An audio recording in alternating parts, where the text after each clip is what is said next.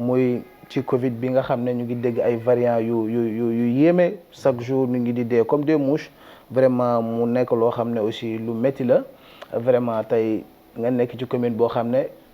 commune bu bondé la ci wàllu population muy Kër Massar surtout rond-point station ak travaux yi xataay beeg yooyu tey ban message de sensibilisation ngay jox sa askan ak aussi nga def sa mot de la fin ñu.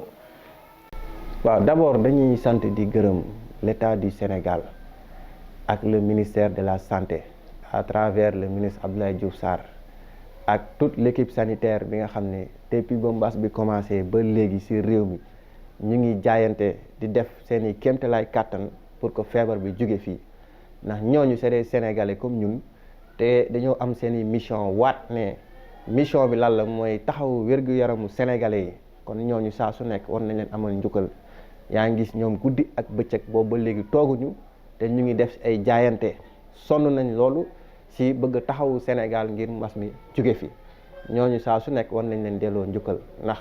boo déggee keroog maa ngi koy suivre benn discours xawma point de presse la bu Ousmane Sonko doon def nekk foofu di wax moom it wax yoo xam ne amul bopp amul genn xam nga loolu Sénégal soxlawuñ loolu boo amee yow say xalaat yu baax te yàlla tax ñëwul xool noo si lëkkaloo ak état du Sénégal jàppale leen si xam-xam ba nga am nga ñëw mettre ko à la disposition des Sénégalais ñooñu mën si bénéficier wu ñu nekk si jàmm mais dëkk di xarab di xas guddi ak bëccëg amoo benn programme amoo dara looy mën a tegal Sénégalais yi loo xam ne si wàllu jàppale la loolu tamit soxlawuñ ko askanu Sénégal soxlawuñ loolu ñii ay professionnels lañ yàgg nañoo sonn ñooñu faj moomu suñu expert santé yii muy les médecins docteurs yi ñoo ko yàgg faj ba mu toll ni mu toll kon mënul bàyyi ba tey jii muy nekk fii di xas état du Sénégal ministère ak corps sanitaire kon loolu aussi baaxul waaye sénégalais yëpp tamit nañ jéem a gën a góorgóorlu xam ne mbas bi mu ngi fii nañ ci gën a bàyyi xel saa su nekk ñuy def suñuy kéemtalaay kàttan di respecter les mesures d'hygiène yi nga xam ne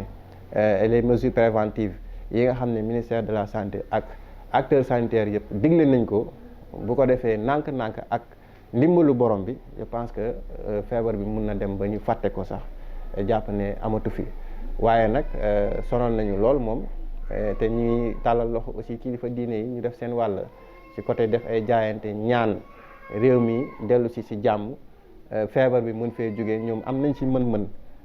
xeebaluñ leen ko nañ ci gën a góorgóorlu ñoom it ak képp koo xamante ne sénégalais la ñor askan bee la ñor nga taxaw ci sa kéemtalaay kàttan pour que feebar bi mën fee jógee